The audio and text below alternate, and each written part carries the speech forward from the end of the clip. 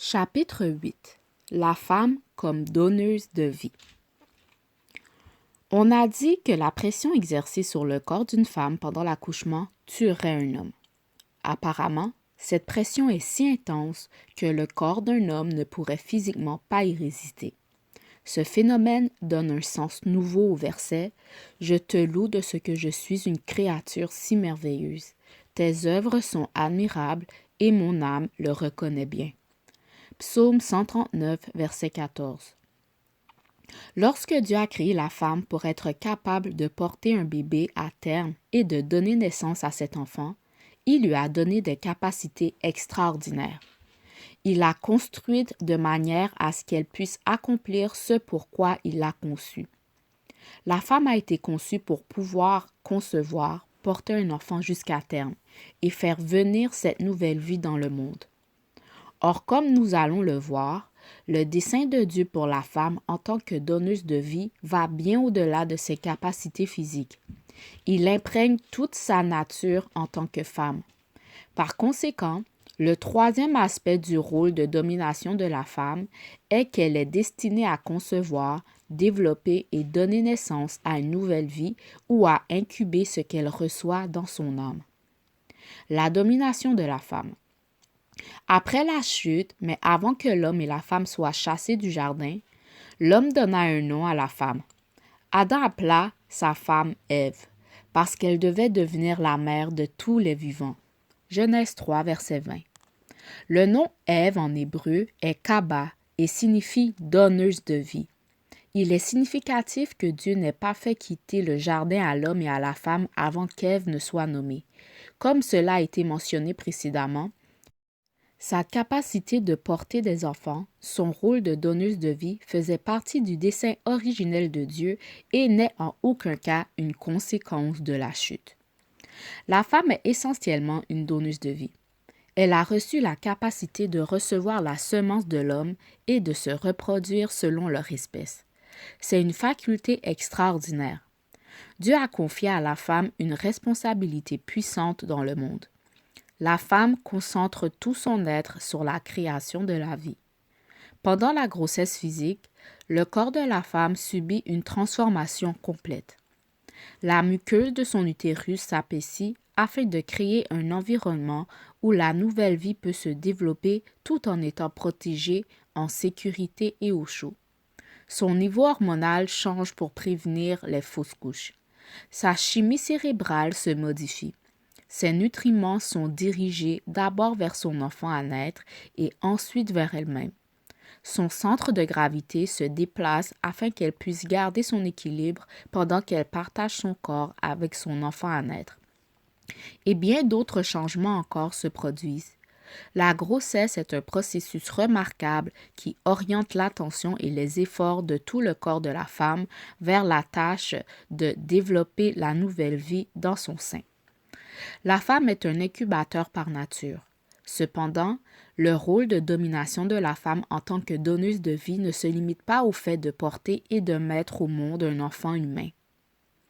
On pourrait l'appeler un incubateur parce que sa nature même reflète son inclination à développer et à donner la vie aux choses. Ce dessein pour la femme n'est pas surprenant, car il existe souvent un reflet du spirituel dans le monde physique, comme Paul nous l'a dit dans Romains 1. Puisque Dieu a créé la capacité gestationnelle de la femme comme une partie intégrante de sa nature, cette capacité imprègne tous les domaines de sa vie. Elle possède un utérus physique, mais elle possède aussi un utérus émotionnel, un utérus mental et instinctif, et un utérus spirituel. Elle donne la vie dans tous ses aspects de sa constitution. Tout en elle est un utérus. Elle reçoit les choses en elle-même, les nourrit jusqu'à leur maturité, puis les redonne sous une forme pleinement développée. Par exemple, le sperme n'a que peu d'utilité dans l'ovule. C'est l'union de l'ovule et du sperme qui crée la vie humaine. Et les cellules de l'embryon résultant commencent à se multiplier lorsqu'elles se trouvent dans l'environnement nourricier de l'utérus. Ce qui a commencé comme un sperme et un ovule devient un bébé humain entièrement formé. Le fœtus s'est développé au point d'avoir désormais sa propre vie. De la même manière, la femme absorbe les personnes et les environnements qui l'entourent, en particulier son mari si elle est mariée, et elle crée quelque chose d'entièrement nouveau à partir de ce qu'elle reçoit. Beaucoup de femmes ne savent même pas qu'elles sont bénies d'un dessein aussi extraordinaire. Tout revient toujours au dessein et au plan de Dieu. La nature de la femme est d'être une réceptrice, et c'est pourquoi elle peut recevoir la semence de l'homme afin de créer une nouvelle vie humaine. Cependant, il ne s'agit pas seulement de recevoir, mais aussi d'être capable de transformer ce qui a été reçu d'une manière remarquable, ce qui fait d'elle un incubateur. Un utérus ne vous rendra jamais exactement ce qu'il a reçu. Il prendra toujours ce que vous lui avez donné et le multipliera. Lorsqu'une femme reçoit une idée et l'incube, elle devient quelque chose de plus grand, de plus fort, de plus dynamique. Il y a tellement de choses en elle qu'elle chancelle sous le poids de cette création. Tout ce que vous donnez à une femme, elle le multipliera.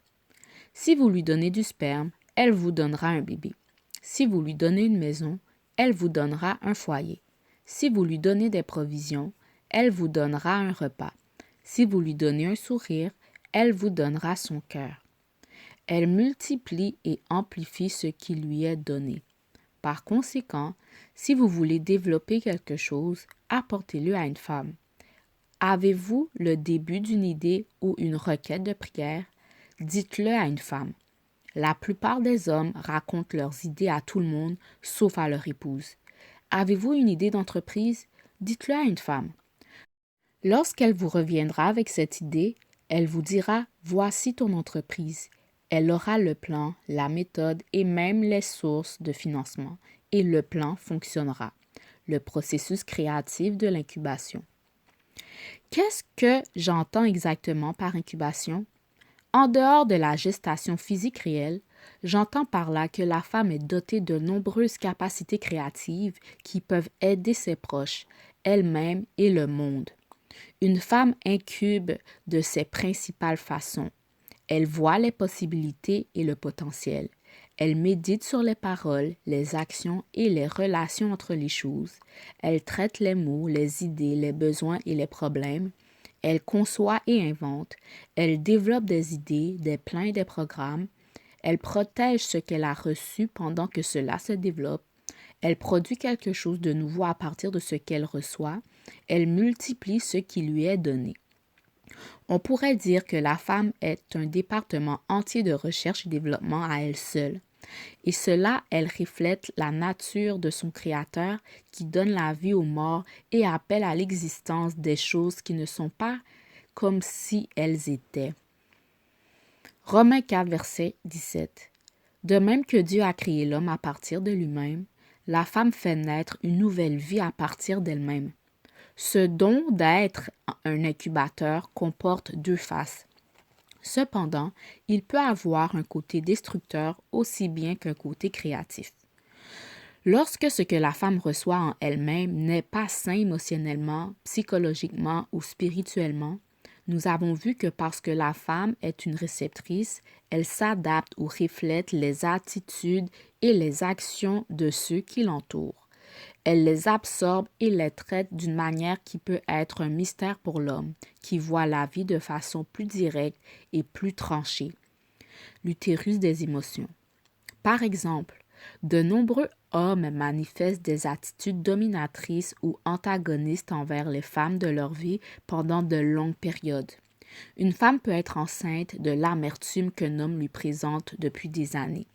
À un certain moment, sa longanimité prend fin et elle arrive à terme. La femme a reçu cette amertume. Elle est restée silencieuse pendant des années pendant qu'elle portait ce bébé douloureux, de sorte que l'homme ne comprend pas lorsqu'elle accouche soudainement. Elle peut dire « c'est fini, j'en ai assez, je veux que tu partes ». L'homme dira « que s'est-il passé? Je fais simplement ce que je fais depuis 10 ans ». Eh bien, c'est exactement cela. Le bébé est arrivé. Sors, prends tes vêtements, tout et sors de ma maison.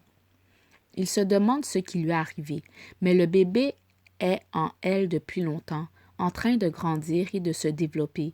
Depuis des années, j'enseigne aux hommes à faire attention à ce qu'ils donnent aux femmes, car cela leur reviendra sous une forme nouvelle et plus forte. Tout ce que vous donnez à une femme, vous le recevrez en retour. Cela aura grandi et s'est développé en quelque chose que vous n'aviez pas prévu. Voici ce que tu m'as donné, dira-t-elle. Voici le résultat de ce que tu m'as présenté. Souvent, l'attitude de la femme est réellement le bébé qui est né de ce que l'homme lui a donné. Supposons qu'un homme dise à sa femme pendant une dispute animée « J'aurais aimé ne jamais t'avoir épousé ». La femme se met en colère en entendant cela, mais elle se verrouille dans une pièce émotionnelle. L'homme a peut-être prononcé 1000 paroles durant la dispute, mais cette seule phrase est entrée dans son cœur, la pénétrant comme le seul spermatozoïde parmi des millions pénètre l'ovule au moment de la conception. Sais-tu ce qu'elle en fait? Elle l'incube. 9 ans plus tard, il lui dit « Chérie, tu es la chose la plus douce que j'ai jamais épousée. » Elle répond « Tu ne pensais pas ça il y a 9 ans. » La femme porte encore le bébé. Les hommes règlent les affaires du moment puis oublient les choses. Alors il répond « De quoi tu parles? » Oui, elle se souvient de la date, de l'heure, des conditions atmosphériques, de qui était là, de la couleur de la robe qu'elle portait et de la sorte de crème glacée qu'elle mangeait. Elle incube les choses. Un homme est différent car il n'a pas d'utérus. Si tu dis à un homme tu es laid, il répondra toi aussi tu es laid. Puis il oubliera l'incident. Mais si tu dis cela à une femme, elle s'en souviendra toute sa vie.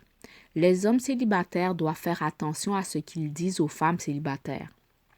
Si un homme dit à une femme « Eh beauté, tu es magnifique aujourd'hui », il aura probablement un bébé dans quelque temps.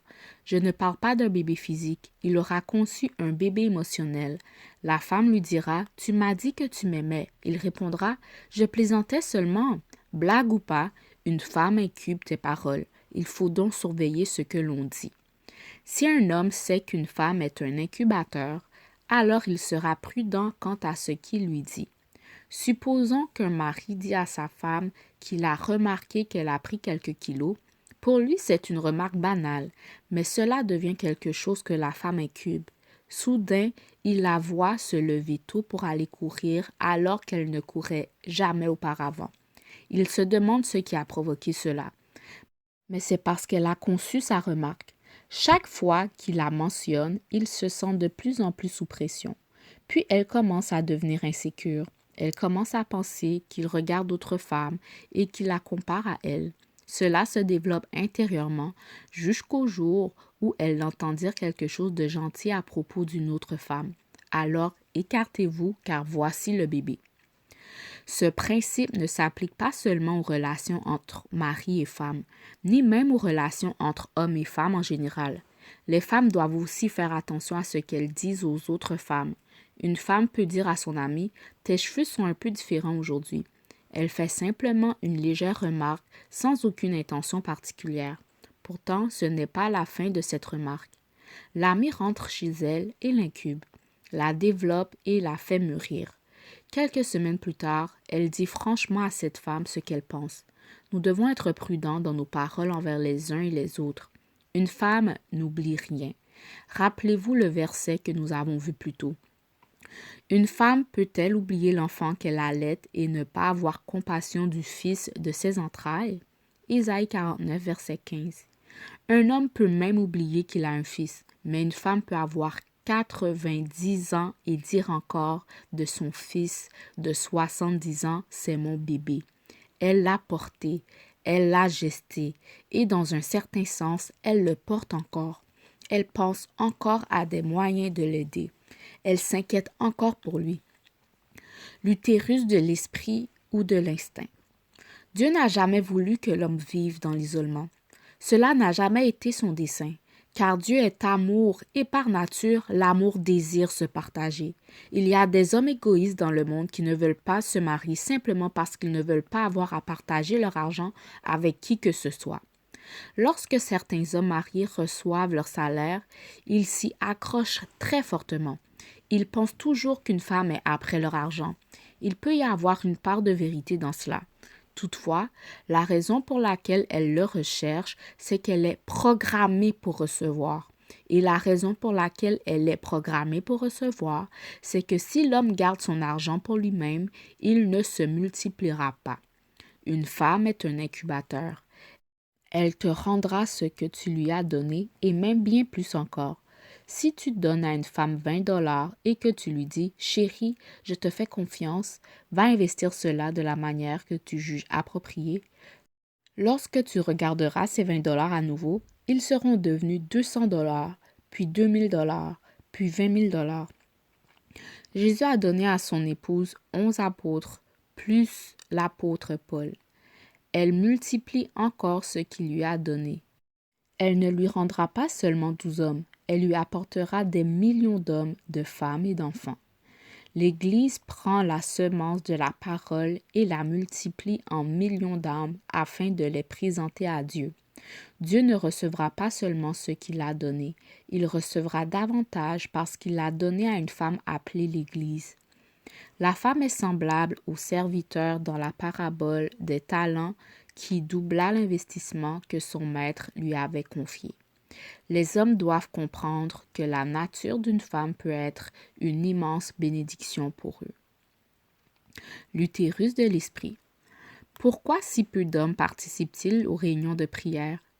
Si vous assistez à une réunion de prière, vous constaterez qu'elle est principalement fréquentée par des femmes. J'ai remarqué cela dans mon église et j'ai commencé à me poser des questions à ce sujet. Puis j'ai compris que c'est parce que les femmes sont des incubateurs. Si on lui présente une idée, un besoin ou un problème, elles le prennent à cœur et le travaillent jusqu'à ce qu'elles parviennent à une solution. De même qu'un utérus nourrit un fœtus pendant son développement et qu'un incubateur protège les bébés prématurés ou malades, une femme possède un instinct nourricier qui peut être une puissante source d'aide et d'encouragement dans la vie des autres. Si un homme veut que quelque chose soit porté dans la prière, il doit le dire à une femme.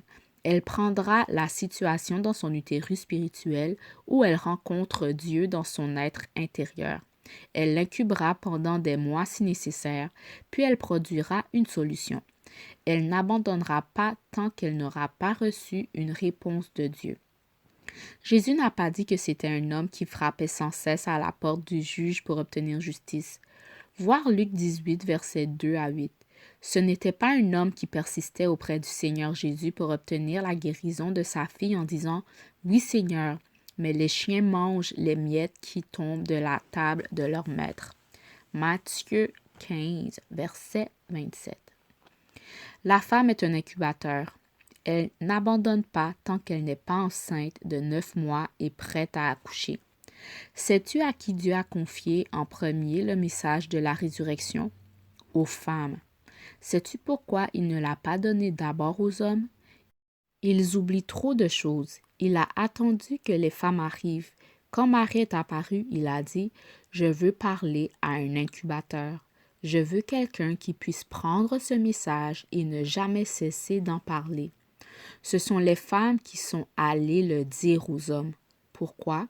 Parce que les hommes s'étaient enfermés dans leurs pièces, mais les femmes étaient retournées au tombeau. Si tu donnes à une femme un message au puits, elle en fera une équipe de croisade d'évangélisation. Voir Jean 4, versets 4 à 30. La femme donne la vie aux choses. Une femme a été créée pour donner la vie. Cela signifie que si tu as besoin de vie dans ta vie, trouve une donneuse de vie. Beaucoup d'hommes aujourd'hui marchent en essayant d'être autosuffisants, gardant les femmes à distance. Ils ne savent pas quelle vie il manque. Dieu a créé la femme pour être la donneuse de vie. Ainsi, chaque fois que tu as besoin de donner la vie à quelque chose, elle peut le faire. As-tu déjà été dans l'appartement d'un homme qui vit seul? Les couleurs sont ternes, tout est en désordre, l'endroit a l'air horrible. Les gens lui disent « Tu as besoin de la touche d'une femme ». Quand l'homme se marie et que sa femme emménage, elle change l'aspect terne. Elle installe des rideaux colorés, place des fleurs dans les pièces, met des tableaux au mur, réorganise les meubles et en peu de temps transforme l'endroit en un lieu magnifique. Lorsqu'une femme entre dans une pièce, Elle en change le visage. Elle donne la vie à un endroit. Mesdames, vos maris ne peuvent peut-être pas vous offrir un château tout de suite, mais vous pouvez prendre ce qu'ils vous offrent et lui donner la vie. Prenez le meilleur de ce qu'ils peuvent vous offrir. Incubez-le et donnez-lui la vie. Lorsque vous aurez terminé, la maison sera devenue un foyer. Beaucoup de femmes possèdent des dons d'incubation, mais ont été tellement brisées par la vie et par les paroles blessantes des autres qu'elles les ont rarement utilisées. On leur a dit par des hommes et des femmes qu'elles n'avaient rien à offrir. Si c'est ton cas, je crois que Dieu veut te libérer afin que tu développes les dons qu'il a placés en toi et les idées et visions qu'il te donnera. N'aie pas peur. Dieu t'a donné une capacité immense et tu peux être une bénédiction pour beaucoup en reflétant la nature de ton propre Créateur et donneur de vie. Les 3 derniers chapitres ont exploré le but et la domination de la femme en tant qu'amplificatrice, reflet et donneuse de vie. La femme est un produit unique de Dieu. Les hommes et les femmes doivent comprendre sa valeur et ses contributions et l'affirmer dans les desseins, les plans et les rôles pour lesquels Dieu l'a créé. De cette manière, l'homme et la femme peuvent ensemble devenir le véritable reflet de leur Créateur qu'ils étaient destinés à être. Principe 1. Le troisième aspect du rôle de domination de la femme est qu'elle est une donneuse de vie. 2. Le rôle de domination de la femme comme donneuse de vie ne se limite pas à la gestation et à la naissance d'un enfant humain. 3. La femme est un incubateur car sa nature même reflète son inclination à développer et à donner la vie aux choses. 4. Sa capacité d'incubation imprègne tous les domaines de sa vie. Elle possède un utérus physique, mais aussi un utérus émotionnel, mental et instinctif, et un utérus spirituel. 5. Il ne s'agit pas seulement de recevoir, mais aussi de transformer ce qui est reçu, ce qui fait de la femme un incubateur. 6. Un utérus ne vous rendra jamais exactement ce qu'il a reçu. Il prendra ce que vous lui avez donné et le multipliera. 7. Une femme incube principalement de ces façons. Elle voit les possibilités et le potentiel. Elle médite sur les paroles, les actions et les relations entre les choses. Elle traite les mots, les idées, les besoins et les problèmes. Elle conçoit et invente. Elle développe des idées, des plans et des programmes. Elle protège ce qu'elle a reçu pendant son développement. Elle produit quelque chose de nouveau à partir de ce qu'elle reçoit. Elle multiplie ce qui lui est donné. 8. Lorsqu'un homme sait qu'une femme est un incubateur, il peut être prudent et attentionné dans ce qu'il lui dit. 9. Une femme possède un instinct nourricier qui peut être une source puissante d'aide et d'encouragement dans la vie des autres. 10. Dieu veut te libérer afin que tu développes les dons qu'il a placés en toi et les idées et les visions qu'il veut te donner. Une femme a été conçue pour donner la vie. Elle possède un instinct nourricier qui peut être une source puissante d'aide et d'encouragement dans la vie des autres. Les hommes et les femmes doivent comprendre toute la valeur et les contributions de la femme, y compris son rôle de donneuse de vie, et l'affirmer dans les desseins, les plans et les rôles pour lesquels Dieu l'a créé. De cette manière, l'homme et la femme peuvent ensemble devenir le véritable reflet de leur Créateur qu'ils étaient destinés à être. Appliquer les principes de Dieu à ta vie. Réflexion. Si tu es un homme, considère l'impact que tes paroles peuvent avoir sur une femme de manière positive comme négative. Sachant qu'il est dans la nature de la femme d'être un incubateur, comment peux-tu être plus attentif à ce que tu dis et à la manière dont tu agis envers les femmes? Si tu es une femme, as-tu déjà pris personnellement des remarques de ton mari ou d'autres hommes qui n'étaient jamais destinés à te blesser? Réfléchis à la manière dont, à l'avenir, tu peux équilibrer tes réactions émotionnelles naturelles avec la compréhension de l'approche plus factuelle d'un homme. Prière. Dr Moreau a dit que beaucoup de femmes ont été tellement brisées par la vie et par les paroles blessantes des autres qu'elles ont rarement utilisé leur don d'incubation. Elles ont l'impression de n'avoir rien à offrir. Si c'est ton cas, Dieu veut te libérer afin que tu développes les dons qu'il a placés en toi et les idées et visions qu'il souhaite te donner. Demande à Dieu de te guérir de tes blessures et de corriger les fausses idées sur toi-même que tu as acceptées dans le passé afin que tu puisses accomplir les merveilleux desseins pour lesquels il t'a créé. Si tu as consciemment ou inconsciemment miné l'estime de soi et le potentiel de quelqu'un par ce que tu as dit ou fait, demande à Dieu de te pardonner. Cherche la réconciliation et prie pour que Dieu permette à cette personne de devenir tout ce qu'elle est destinée à être. Peut-être es-tu une femme qui attend que ton mari gagne plus d'argent ou que d'autres circonstances changent avant d'investir ta créativité et tes capacités de donneuse de vie dans ta famille, ton foyer ou d'autres projets. Si c'est le cas, suis l'exemple de Jésus lorsqu'il nourrit les 5000. Voir Jean 6, versets 1 à 13. Prends ce que tu as, rends grâce pour cela et demande à Dieu de t'aider à créer quelque chose de merveilleux à partir de ce que tu possèdes, qui sera une bénédiction pour toi-même et pour les autres.